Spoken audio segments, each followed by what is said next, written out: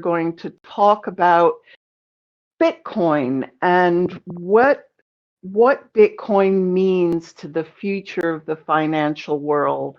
So what I thought might give a bit of context, and because I've been dying to find out, Paul, tell me a little bit about your background and how you come to be in this industry. Yeah, so thanks, Marcy, and thanks for having me on the show. I really appreciate it. I have a crazy background, and I'll just hit on these few points so I won't make it long. But, I grew up here in Dallas, Texas. I worked my way through high school, was working in fast foods. When the military sort of came across me and saw me, encouraged me to go in. I joined the Navy. I did 10 years in submarine force, absolutely loved that experience. And from that, I was working in DC, and eventually I went back to work there as a government contractor, became a government employee. And then a good friend of mine sort of convinced me, I sort of convinced him to join his business, and I started in entrepreneurship. It was after I exited that business that I came across Bitcoin. I was an IT consultant running my own practice, helping companies with their IT needs. And I stumbled upon Bitcoin on Twitter. It was either by Trace Mayer or Max Kaiser, one of those guys I came across. And after hearing about it, it piqued my interest. And I was like, let me check this out some more. So I read the white paper, and I come from a technical background. I did IT when I was in the military, and something resonated with me. And so I stuck with it, and I kept reading more and more and more. One of the business that I exited was a news curation business. We curated most of the news for parts of the Congress, up on Congress, most of the committees there, part of the White House and Fortune 500 companies. And so as a result of that skill set that I looked at Bitcoin and I said, is anyone really comprehensively looking at all the things happening around this technology? And while there were good newsletters, there were none looking at it from a comprehensive perspective. So this was back at the height of the first run up that we really had significant in 2017, that I started putting out a newsletter every day about digital assets, mostly Bitcoin, Litecoin, those things. And then I've been doing that for the past about 6 years now, and here I am, loving Bitcoin. I'm just a little curious because you left out the year. You said that you read the white paper, but you didn't say when you read the white paper. Was it back in 2008? No, it was 2011 when I came across it. There was an article that came out on CNBC that I posted on Facebook. That was the earliest instance I could actually find documented proof that I had mentioned Bitcoin. But I had posted something on Facebook, and I was like, hey, you guys heard about Bitcoin? And that was in 2011. I wish I had come across it at 2011. It was 3 years before I got involved. So from there, sorry, Marcy, go on. Tell us about how you got involved in cryptocurrency, Gavin. Me? Yeah. Okay. I mean, I think on this podcast or this show, I've kind of covered it a couple of times. But I come from a trading background, so originally financials. Then I worked for a company called Trafficker in the commodity space.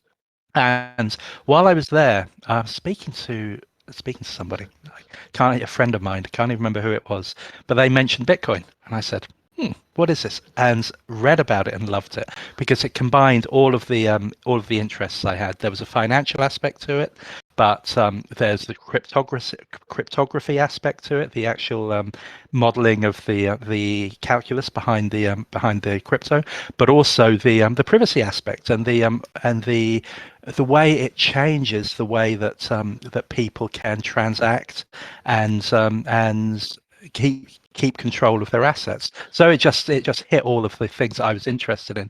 So started getting involved, started getting more active, and then, as Marcy knows, had the opportunity to join Panxora in 2017, where to look at the trading side and the investment side of what we do. So and loved it. I mean, the people you meet are so diverse. It's I liken it to I was involved with pit trading back in late 80s, early 90s. And it reminds me very similar to the community then in trading, certainly pit trading, that a very diverse group with different interests, different skills. And so when you go to conferences, you're not meeting the same type of person. It's all sorts of different people. I love it. Sam, are you going to voice how you got involved in cryptocurrency? Oh yeah, I can do that. I'm not going to turn my camera on. I'm wearing a tank top here. I don't get the vibe, Okay. or maybe I do. I don't know. But I got involved in crypto back in 2015. I think early 2015. I was in college and I was doing a lot of gaming. I had heard about Bitcoin, kind of same deal. Like it was floating around. And I was like, what is this like dark web kind of stuff? And then people started explaining it to me, and I got really interested in the technology because I was an engineer, or I am an engineer. So I started getting into the technology behind it, why it was called blockchain. And I'm fascinated. I was like, this has so much potential for buying a ton of different things. So just beyond that, I was actually more interested in the tech, and I never bought Bitcoin, unfortunately. But then when Ethereum became a thing, I was like, oh, well, maybe I'll try my hand at this mining thing and see, because I had a GPU, I was a gamer. Up Ethereum to mine in, I think, 2016 and mined it for a few months. And my electricity bill went up to like $300 a month. And I was like, well, that's not really profitable for me. So I stopped mining it. And I think I ended up selling off, like I had like $1,000 of Ethereum. I ended up selling off of that. So I was back out at that point. I had made I think $1,000 or so, and I was pretty happy with it. And then everything exploded like a year and a half after that, and I was like, well, if I had kept that, I'd be very, very well off now. So I did. I bought back in. I started using Coinbase, and I at that point it was like an up and down for a while, but I just kept dollar cost averaging into it for a while. And that married, I was able to buy a house. I mean, not buy a house, buy a ring, and get a place and get it started. And that's actually how I launched my business, is the seed investment from just a little bit here and there I had put into Coinbase early on. What a good story. Very cool. That's and I love hearing stories like that, people who have pulled themselves it's like we used to do with stocks, and I guess it's still possible. It's But definitely more difficult, I think, just because it's an older market.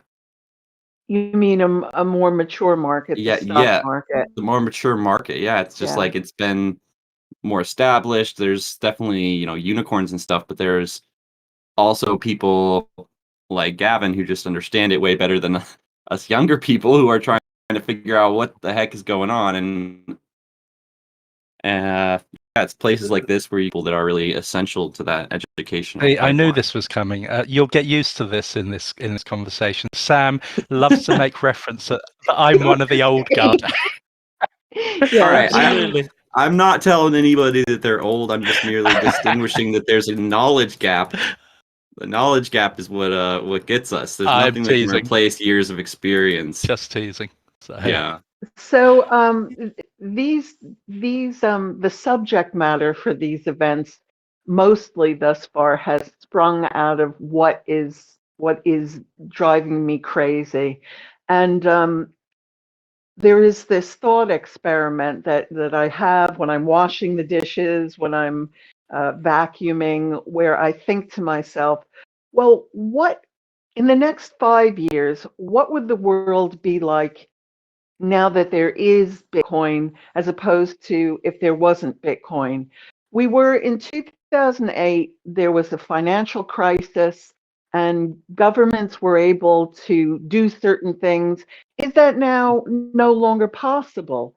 I think about go back to 1971, where we went off the gold standard, and that created all kinds of different dynamics in the marketplace. So what I wanted to kind of explore is do a little bit of blue sky thinking and talk about on a 5-year horizon, 10-year horizon, a 50-year horizon. What do you guys think the world might be like now that we have Bitcoin in it? Jump right in. Who's going to be first to open that can of worms? Yeah, I mean, I think a lot of people, when you look at Bitcoin and what it represents and what it is, I think over the long term, again, let's take a 50-year look, I think you're going to see things change drastically. What I try to remind people is that the world is an evolutionary place. Things will continue to evolve. Right back in the day, they used stones and pebbles and shells and things like as money, and then there was the metals that came into play. Then there's paper money. Then there's electronic money through credit cards. Things. There's a constant evolutionary force, I think, that happens in the world, and this is one of them. We're going through a significant transformation of how the money system is run, and Bitcoin is one of the things that a lot of people believe fixes that. And so what I think you're going to see is everything goes digital, all money goes digital. Bitcoin is going to be one of those that will operate. There will be heavy regulation into place to try to root out the bad actors. Bad actors will still exist. I think there will be nation states that will try to use this technology to control people. Bitcoin fixes that. So I think that you're going to see a very sort of weird place over the next 3, 5, 50 years transform. But when you look back, everyone's going to say, of course, it makes sense. It's interesting what you said about people using it as a store of value, even if their government doesn't protect the value of their assets. Because something that I mentioned often, I'm interviewed occasionally by one of the questions is, well, what's the use case for Bitcoin? Now, that is such a UK or US centric question, because speak to people in Venezuela, speak to people in Turkey and Zimbabwe, where people, the only way they're able to protect the value of their family's assets was to use Bitcoin. The US dollar was closed off to them because the banks wouldn't allow movement overseas. So the only way they could protect the value of their assets was using Bitcoin. And it does, I agree with you, it gives people a level of protection when your government becomes a bad actor, which can occasionally happen. We're very fortunate living in democracies that are well established and have good checks and balances. But not everyone's as fortunate as that. Agree. So you think that it will become the default store of value? That is what you perceive its future. Yeah, I don't know if it'll become the default, because again, I think that's another thing.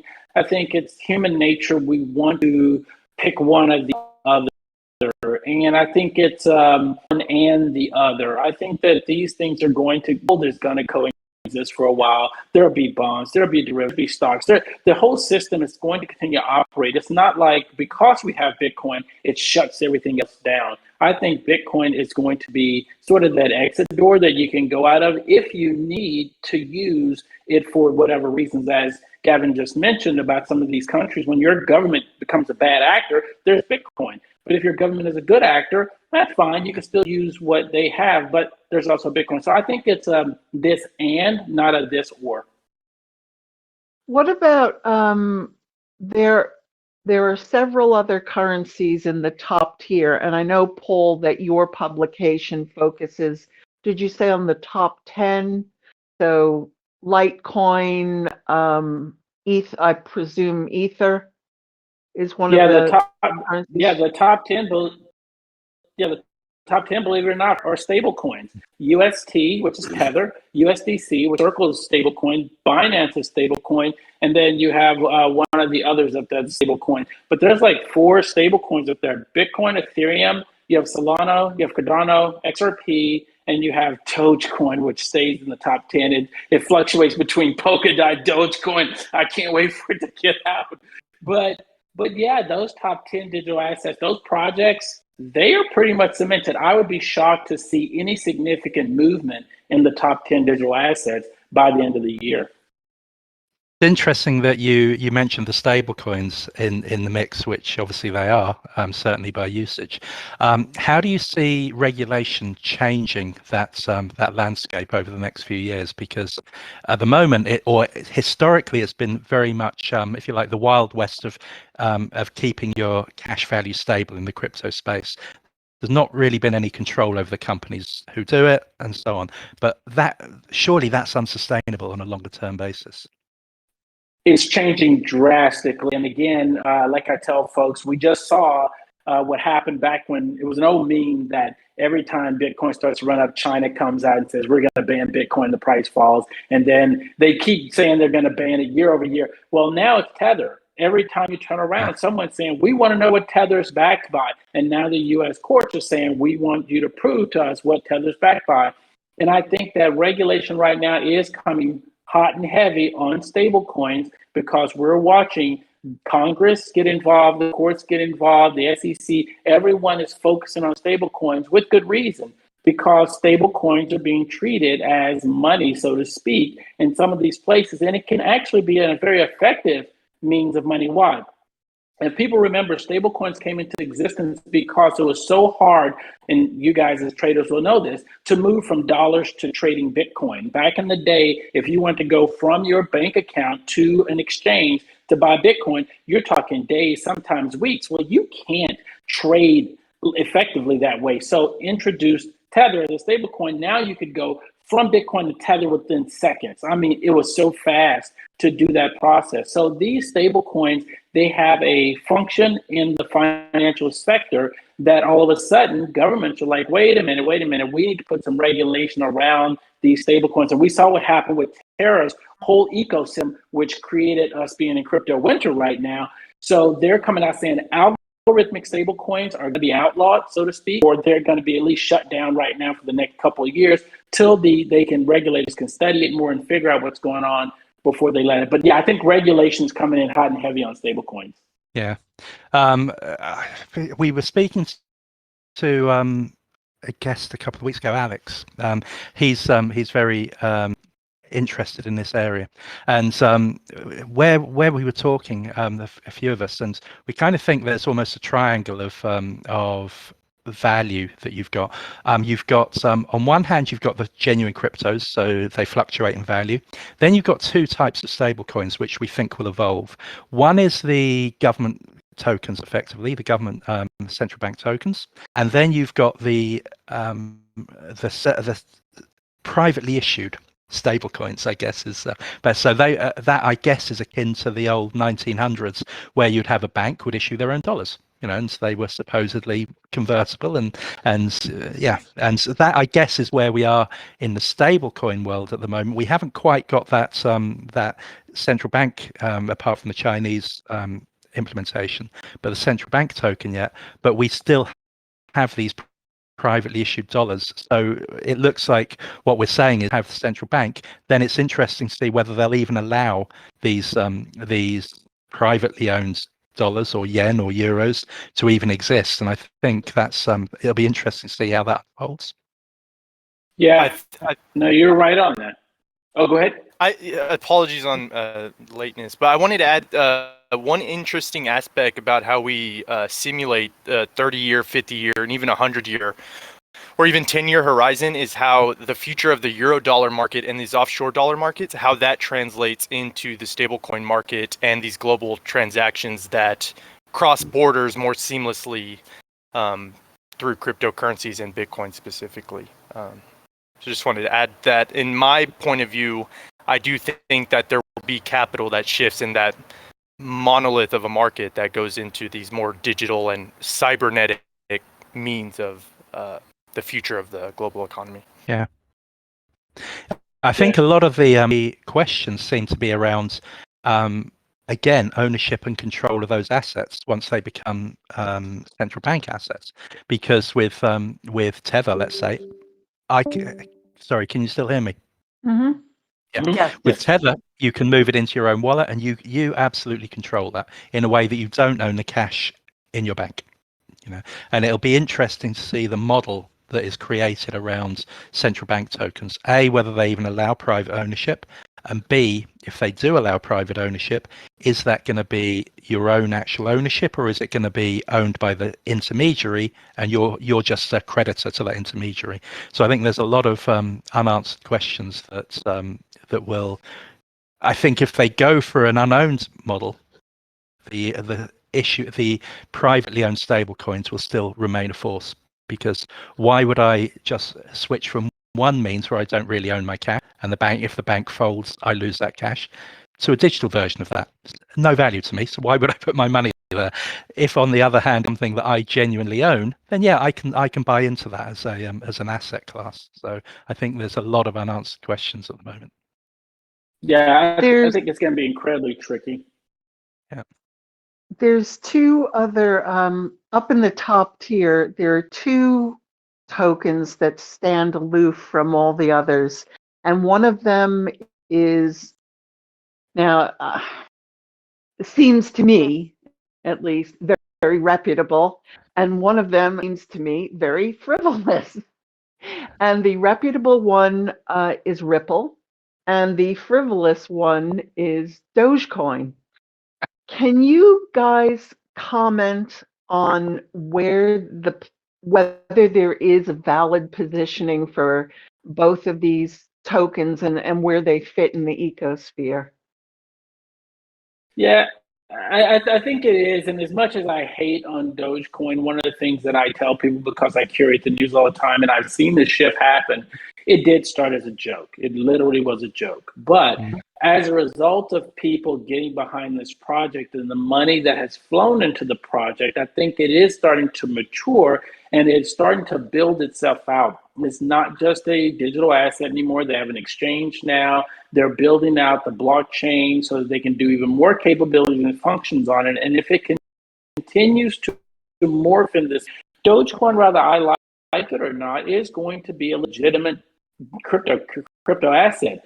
XRP is another one that is sort of misunderstood, especially from those that are Bitcoin maxis.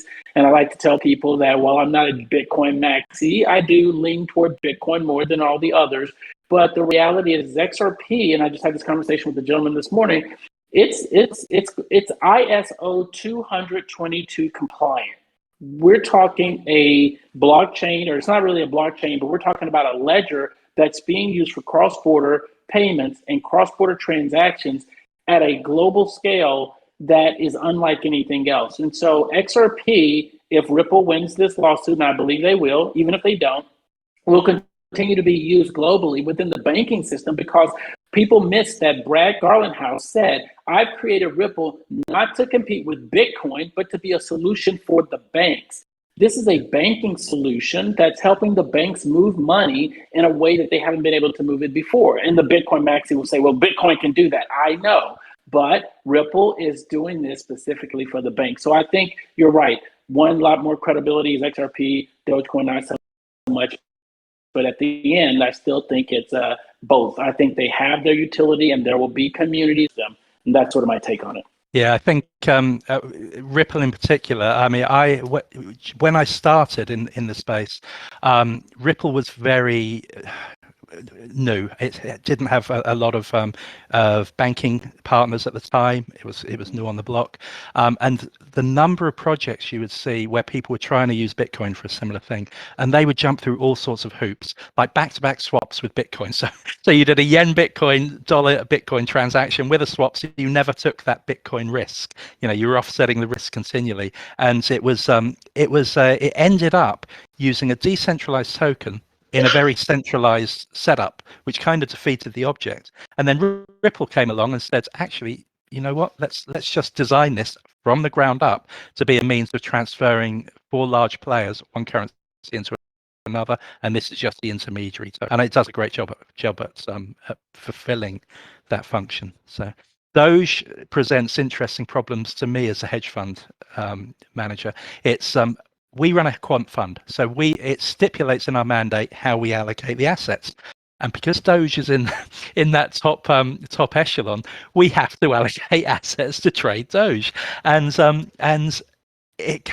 we do it, you know, because we follow the mandate. But it does get at you. Think, I'm putting money into this. Well, as you said, it started out as a joke, and it's good that it is starting to gain its own use case and its own traction in its own right, because at least it makes me feel a little less bad about putting our models into trading that asset. So, is the technology behind it sound? Does it run on a? I don't know a lot about the technology behind Dogecoin. Is it a Bitcoin style blockchain? It is. They actually forked Bitcoin to make Dogecoin. And again, early in the day, there was just Bitcoin. Then Charlie Lee created Litecoin. He worked at Google at the time, created Litecoin, which was a spin-off of Bitcoin when he created Litecoin. And then we had Ethereum pop up. And then I think shortly after that, I think Dogecoin came on the scene, quote unquote, sort of as a joke. And then you started seeing all the ICOs and the proliferation of all the other assets. But that's sort of the way that, in my trying to remember exactly how it all laid out, I think that's the way it sort of rolled out. Yeah, it was in the early days before Ethereum. At least if you wanted to launch your own token, you had to have some technical capability to fork one of the existing blockchains and run your own blockchain. That's how it was done. I think Ethereum, great technology. I'm not knocking the technology, but it's a shame that actually its first use case was to allow this proliferation of tokens, which caused a lot of problems in that 2017 boom. A lot of benefits as well. You've got good projects still running, but I think a lot of people got into projects that perhaps wouldn't have even started without that ease of creating a token on the Ethereum blockchain. And one of the key characteristics that separates Dogecoin to the likes of Bitcoin and Ethereum is that Dogecoin has the inflationary properties to it, like the traditional Keynesian central bank system. So it has more inflation inherently built into it, which allows sort of the credit aspects of cryptocurrency. That's interesting. So it doesn't have a cap. Is that because this is something I'm not clear on? Correct. There's no cap, and I can't remember the exact number off the top of my head, but there's a given formula that there will always be new Dogecoin minted per block per year. So these inflationary qualities you would integrate into any sort of quantitative analysis on the time to value on Dogecoin. So the project needs to continue to gain traction exponentially to allow that price to continue, even to remain stable. Correct. Yeah. So similar to the current structure, you'd have to have new capital enter the market to be able to sustain the value. And if you ask Elon Musk, who's been kind of the meme champion of selling Dogecoin to the public, he's arguing that due to that quality, it helps expedite the ease of transactions. And he's in Texas. Ironically, there's the rumor he's building a whole space city that will accept Dogecoin as their currency. So incredible. And actually, I was incorrect. It is not a fork of Bitcoin. It's a fork of Litecoin. That's a correction. It is not. It works on S-script technology, and so that was a mistake on my part. It's Litecoin. Another type of token that I would love to have somebody talk to me about so I could understand it better is the privacy tokens. Monero. Is Zcash or Zcash, if you're in America, another one of those? Yep. Yeah. And this is again when Monero came about, when Zcash came about, it was because what a lot of people didn't understand about Bitcoin is that it's not anonymous, it's pseudonymous, which means as long as you don't attach your identity to a transaction, no one knows who is behind that transaction. Whereas with Monero, it is 100% private. You can't know because of the way, and I won't even try to begin to explain the technology. I'm not that good. And as a matter of fact, it was Morgan that started adopting the Zcash technology. I'm going to forget the terminology, but anyway, they adopted that technology. And because one of the things that we have to remember is that banks want to keep their information private, right? They have there's a utility for using Zcash, and that is to keep the transactions private. If you attach your name to a Bitcoin transaction and you have that wallet, anyone can see how much money you have, basically.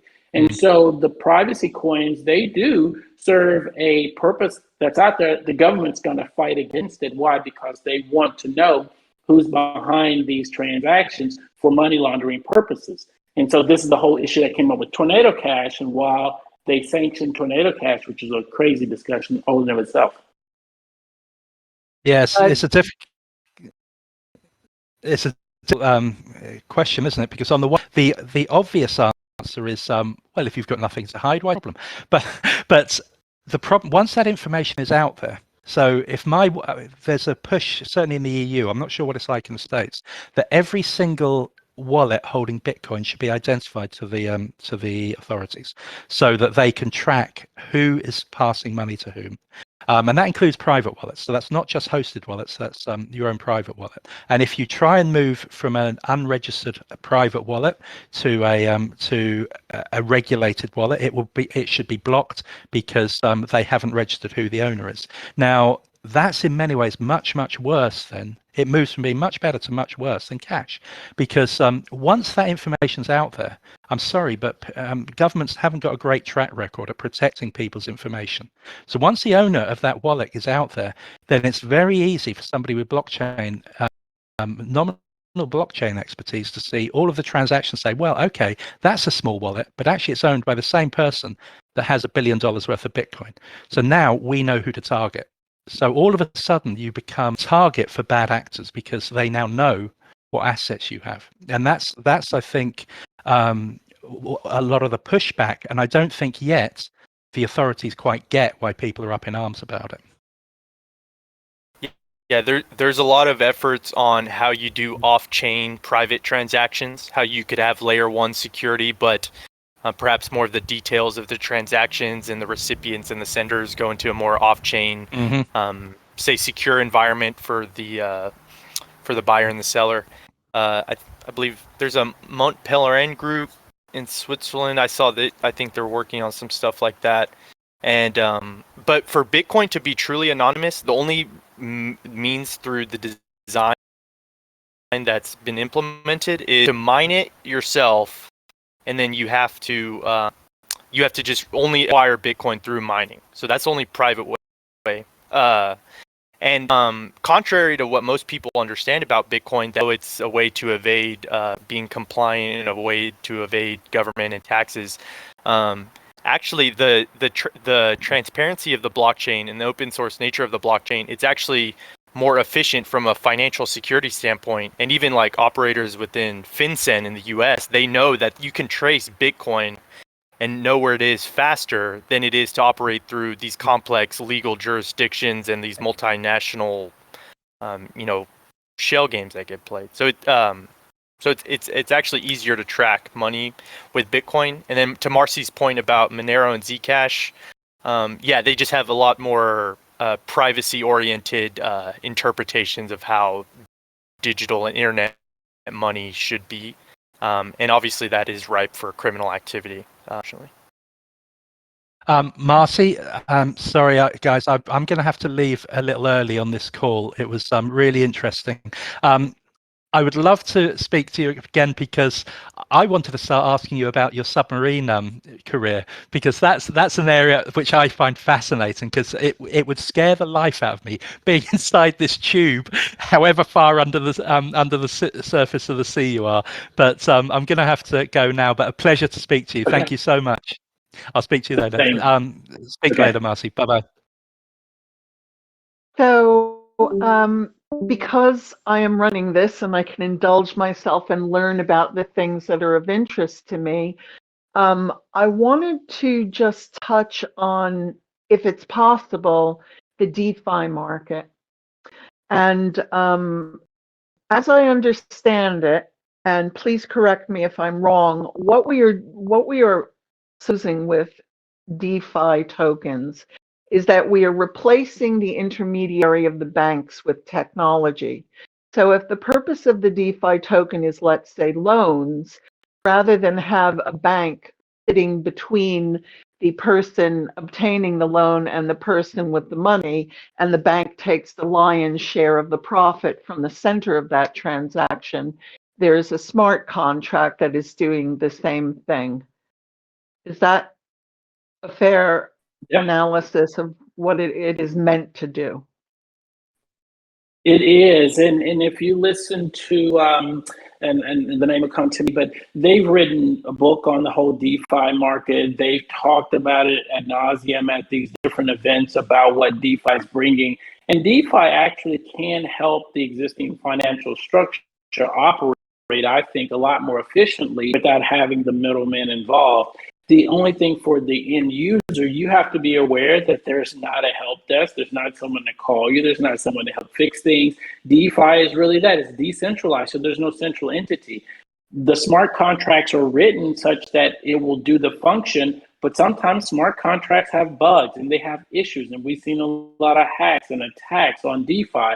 So I tell people, if you're interested in DeFi, please enter incredibly careful and take your time, because it is not something to do lightly. At the same time, I've watched people use DeFi to the example, and there's a blog post on this. He tells everything. He basically had Ethereum. He went over to MakerDAO. He put the Ethereum in what's called a locker. It then minted the stablecoin DAI. He then took that money, paid off his car, and that was it. He is now sitting with a paid off car. He's got access and control over his Ethereum as long as it stays above a certain price. If it drops below that price, then it liquidates his Ethereum. But the reality is he was able to basically get a loan without having any banks or anybody involved, and he paid off his car using Ethereum. That is fascinating and will piss off the car leasing companies who make an incredible turn on the rates that they get for a motor vehicle. Yes. What other kinds of DeFi purposes are there? I would mention that any financial market or financial product or utility you see in the market today, there's going to be some sort of a codified or digitized equivalent. Like, for example, money markets is kind of the blue chip for money markets on Ethereum, and an ERC20 token about providing liquidity to DeFi and loans similar to what's been mentioned. And then there's others that are more oracles. So it's like Chainlink is an example that's more of the blue chip style, and it's about how you add more data intensive work and add more data into a smart contract or a transaction in that decentralized finance space. So Marcy, I think the answer is it's ripe for innovation for any entrepreneur or engineer or enthusiast in fintech to see if it can be a digitized solution. But similar to what was mentioned, the level of standards in security and the codes in the programming is not so. It's not a trivial answer that you can just check off. Okay, compliant. It's a never-ending cycle of where's the flaws, where's the bugs, where's the some new information comes out that gets exploited by nation states, because there's been tremendous and huge hacks on some of these DeFi protocols that have caused hundreds of millions of dollars of losses that you would not see for the most part be so willy-nilly with traditional financial institutions. Can you explain, just so that people understand, what you mean when you use the term oracle in this context? Yeah, so an oracle on a smart contract references I guess the way I perceive it, it's like all that is known within smart contracts. So it's how there's a decentralized data fabric that is expediting the data that is shared between smart contract transactions. So by in that sense of sharing information on Ethereum, for example. Yeah, it's being able to use different data points, even that's online and offline. This is one of the things that, as he mentioned with Chainlink, is that's one of the top oracles that's out there. It's able to take offline information to verify if that information is true or not, so that you are. And from what I understand, and I'm very, very weak on this area, but certain exchanges need certain price points for assets and things of that nature. So they can use an oracle that's pulling information from multiple sources to say that this is truly the price that you should be getting the asset at, something of that nature. But oracles they can be powerful, really good. So like Marcy, within a DeFi transaction or a smart contract transaction, through an oracle and having more capabilities just get off-chain data, you could codify in the transaction that, like, okay, you need to be able to show valid data that these specific conditions are met in order to fulfill the transaction. So it allows more advanced structures of codified legal arrangements by being able to pull data off that's not explicitly on the blockchain. And for Chainlink, as an example, that would be Ethereum. So is it fair to say that these are tools that are necessary to underlie the operation of the DeFi market, because you need to determine price, and it's a way to determine price? Let's we've wandered off into the weeds. Let's take a final question and come back to our original discussion, which I was really curious as to your views and whether you've thought about this. What is the world going to be like now that Bitcoin is part of the financial landscape? We're not in a world where nation states will be able to control currency anymore. So 10 years time, 50 years time, give me your opinion. Yeah, and that's a great question. How will Bitcoin shape the future? It's something that people should really look at, because anybody that comes close to Bitcoin, it begins to challenge your paradigm on how you see the world. Bitcoin just makes you question certain things. There was a great podcast by Guy Swan on the Bitcoin Audible podcast. If people listen to it, they should listen to the legendary sort of treasury of Satoshi Nakamoto. And it was written by Tomer, who works for Swan Bitcoin. But in it, he talks about the different aspects. And I have a show on Sundays called Bitcoin is Freedom. And the reason that I do that is because what I've experienced personally when I came across Bitcoin is when you first come in, you sort of come in understanding that, oh, this has monetary value. But when you really begin to understand what it is, it truly provides you freedom in a way that nothing else on this planet can. And it's a spiritual component to it. It really makes you question what is money from the very existence, from what you've been taught. And so you start understanding that you need to save, right? For people that aren't savers, they get close to Bitcoin, you learn. If I save in Bitcoin, that's better than saving in anything else. And I think over the next 10, 50 years, this will be just natural ways that people operate. Instead of having a bank savings account, you have Bitcoin. And in addition to that, I think that it makes you question. A lot of times people will say, we're controlled by the government, or we're controlled by XYZ. Bitcoin lets you know that you have a choice and you have the ability to respond to everything that comes to you. If you're holding Bitcoin, Bitcoin does what we believe Bitcoin will do. You have financial freedom. You have now more time. And with more time, you can now enjoy life better. You're not feeling the pressures of society. We talked about bad acting governments.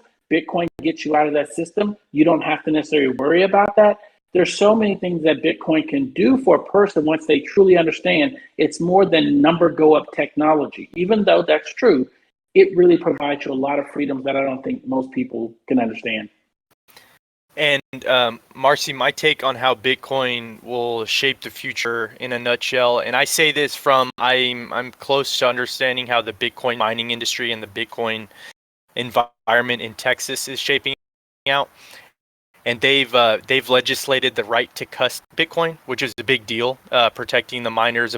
You have the right to custody your coin, which was a big deal for a lot of these big players. And I think when you extrapolate that out, the beauty of America, it's about this battle of the ideas, and the ideas that Bitcoin brings to the public. It's really about the liberty to codify your belief and your speaking from even a constitutional standpoint. So when I see how it shapes the future, I think it's going to help strengthen the ideals of America and what it stands for, and how we can better understand how to self-govern, self-regulate, and not only that, but talk about these very complex subjects of whether it's global central bank in macroeconomics or cryptographic security problems about computing systems. And more importantly for the layman, it's this idea that you don't need these middlemen or institutions to provide you that level of security. If you learn sort of basic math and cryptography and you start getting a little bit understanding a bit more economics, then you can have that confidence straight in your hand than trying to trust these highly abstract and psychological phenomenon that is money in the modern age. Devalo, what you just said is so powerful and it's true. If you read the Bitcoin white paper, Satoshi Nakamoto says in that paper that he wanted to make this technology so that you can have trust in a trustless system. And that's the power of what Bitcoin can do. I'm going to read this real fast. This is from what Tomer said out of his paper, The Legendary Treasure of Satoshi Nakamoto. He said, it is worth emphasizing here that Bitcoin does not say, choose me for I am good. It merely says, here I am, as I am. Judge me for yourself. Choose for yourself. If you judge me good, use me. If you do not, don't. You don't need to use Bitcoin because someone told you to use it or because Bitcoin forced you to use it. You use it because you based your values and morals and you choose to use it. And that's the beauty thing about Bitcoin. Bitcoin doesn't force you to do anything. Bitcoin says, hey, here I am. You decide what you want to do. And those that decide, they find out that this really does provide them freedom. It's a powerful piece by Tomer. I think a lot of people should read it. Yeah, that beautifully said. And I think we need to spread that quote far and wide because it really hits home for a lot of people who perhaps don't understand the seriousness of the moral arguments about when we talk about money. And I have a friend that his claim is that like as you own Satoshis and as you own Bitcoin, that is your persistent claim that you you disagree with the certain entitlements that financial authorities impose on people. And through the ownership and through the custody, you are expressing the liberty and the belief of what it stands for. So beautifully said. Thank you for sharing that. Thanks. I think we are in a stage in the world where we need some kind of balance and check. Governments are becoming more, they are trying to control our lives more, and Bitcoin perhaps provides some kind of balance to that, some kind of hope and offset of that. So finally, just short term, in the next, let's say till the end of the year, are you a hodler, a seller, or a buyer of more Bitcoin? Paul. A hodler and a buyer of more Bitcoin. I dollar cost average. I tell people this constantly. Just keep buying. It sounds crazy, but look at what Michael Saylor has done, right? If anyone has told us and showed us what it means to hodl and to buy the dip, it is MicroStrategy. They now own over 130,000 Bitcoin with reason. He understands this at a level most people cannot. It's digital scarcity at its best. And to have some piece of that makes a lot of sense. So to the end of the year and onward, I will continue to buy small amounts on a regular basis forever. Tabalo, your thoughts? I'm a hodler and a buyer. So I always hodl because there's obviously these kind of religious components in the belief of Bitcoin, but my personal approach is dynamic dollar cost averaging. So based on the trend signals I receive is I average heavier in the bear and turbulent side of the market. And to be clear, at least into the end of the year, from a technical point of view, I don't see how we could be in a bullish environment until the quantitative easing engine is pivoted. But what we just saw yesterday 2 days ago from the Federal Reserve announcing another interest rate hike and all the way into 2024 is until they'll pivot is basically the narrative right now. Bitcoin was pretty resilient hearing that news, and I think that's it's a signal to people who are paying close attention that at least the capital that's there has more confidence than what can easily be shaken out on other assets like equities, and all this capitulation to bonds because bond yields are rising. So I think from a technical view, it could go further down from a trend standpoint, but in principle, I'm a hodler and a buyer because I see this on my family's long-term lifetime horizon. These are people who give considerable thought to their cash position in the market. And I think that is relevant. And anybody who is watching this broadcast and is considering either getting involved in Bitcoin for the first time, or if you are holding Bitcoin and you feel a bit iffy about it, think before you leap out. So, Paul, finally, you mentioned that you are running a podcast. Was that on Sundays? Do you want to tell us when that is again? Sure. Sunday. Did you say that you are running you run a weekly podcast?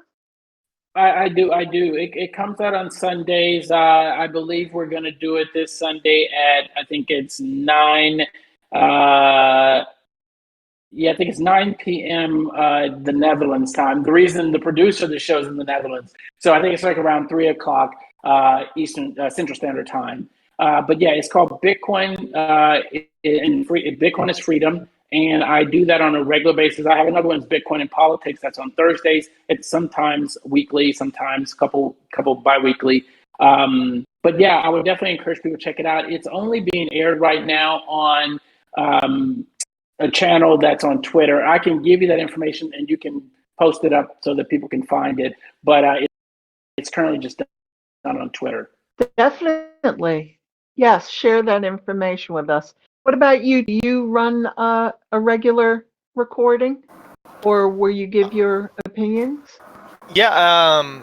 So I come here on behalf of Triba. So I try to promote Triba and the great work Sam does to like lead Web3 business communities. And in there we talk all the time about whether it's philosophy of Bitcoin, whether it's marketing, branding workshops, or really just having more in-depth discussions about how the overlaps of cyber and money. That's my niche. So in Tribe I discuss a lot, and then also through my own community Discord Synergy, we're sharing information every day to everybody that's able to consume it. It's definitely an overload of information all the time, but we're always discussing there and always trying to just help educate and evangelize people to get uncomfortable with everything they don't know about computers and everything they don't know about banking, and especially with Bitcoin as a subject matter. So check out Triba. So just so people know, Triba is Discord server,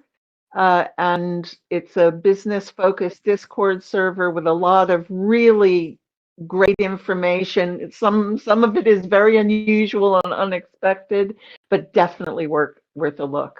So thank you, gentlemen. So thank you so much for taking the time with us this Friday evening, and have a great weekend.